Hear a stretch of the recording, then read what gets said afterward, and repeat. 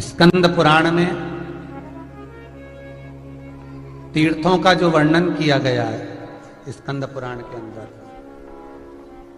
एक एक तीर्थ का अलग अलग वर्णन स्कंद पुराण के अंतर्गत किया गया है। महाराज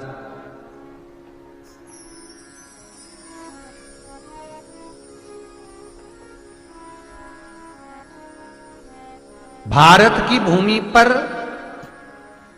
4 धाम हैं, उस 4 धाम में से 3 धाम में चावल जाता है। महाराज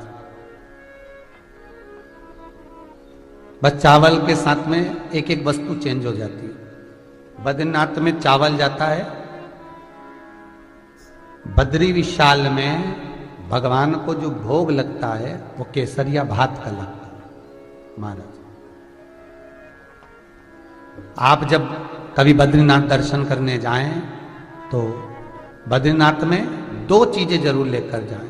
एक श्वेत पोटली, सफेद पोटली में चावल, और दूसरी घर से जाएं तो थोड़ी सी 7 मुट्ठी चने की दाल। बद्री विशाल में 2 चीजें जा रही है। चावल तो 4 धाम में से 3 धाम में चावल जाता है। तो पहला बद्री विशाल में अगर आप कुछ लेकर जा रहे हैं तो अपने घर से भगवान के लिए अगर कुछ लेकर जा रहे हैं तो तंदूर लेकर जाए, चावल, साथ में चने की दाल। दूसरा द्वारका, द्वारका में भी द्वारका और भेंट द्वारका। द्वारकापुरी में जब चावल लेकर जाएं तो द्वारकापुरी में चावल के साथ में महाराज मुद्रा जाती है। मुद्रा मतलब कोई भी एक सिक्का डाल लो, रुपया 1 डाल लो, 2 रुपया डाल लो, पर नोट नहीं डलेगा, केवल कॉइन, सिक्का।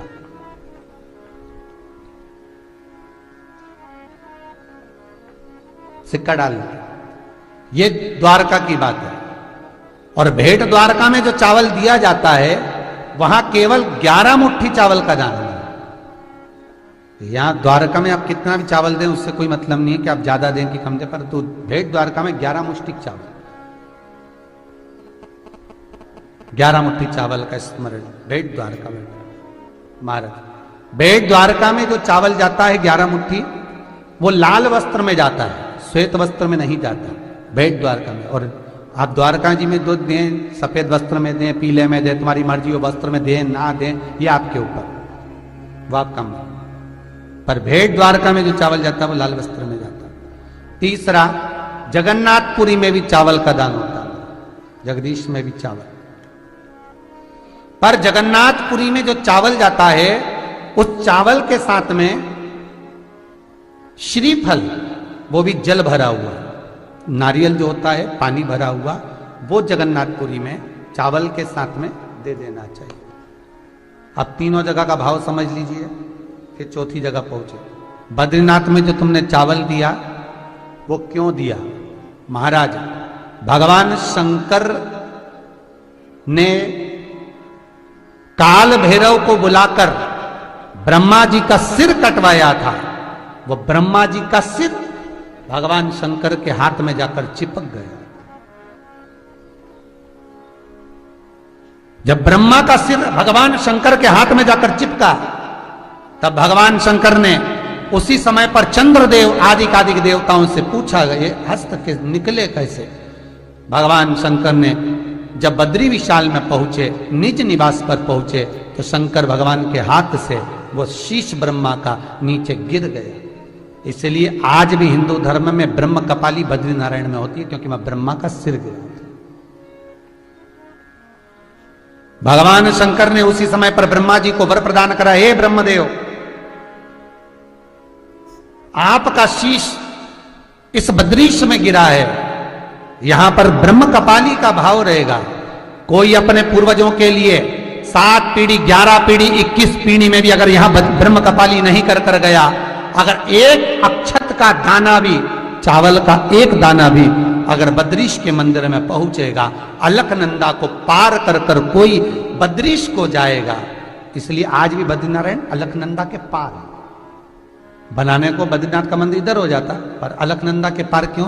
क्योंकि अलकनंदा को पार कर जो बद्रीश पर चावल का भाग दान करता है महाराज, तो जैसे अलखनंदा हम पार होते हैं चावल लेकर, वैसी हमारी कई पीढ़ियां बिना पिंड के पार हो जाती हैं।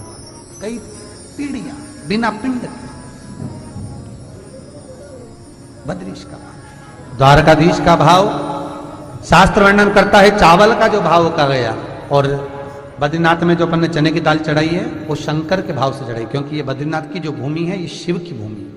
आपको पहले भी कथा में कहा शिव पुराण में, ये शंकर का घर था, लक्ष्मी जी को पसंद आ गया था इसलिए दे दिया गया। तो चने की दाल हम शंकर के भाव से समर्पित करते हैं अपनी मनोकामना पूर्ण करने के।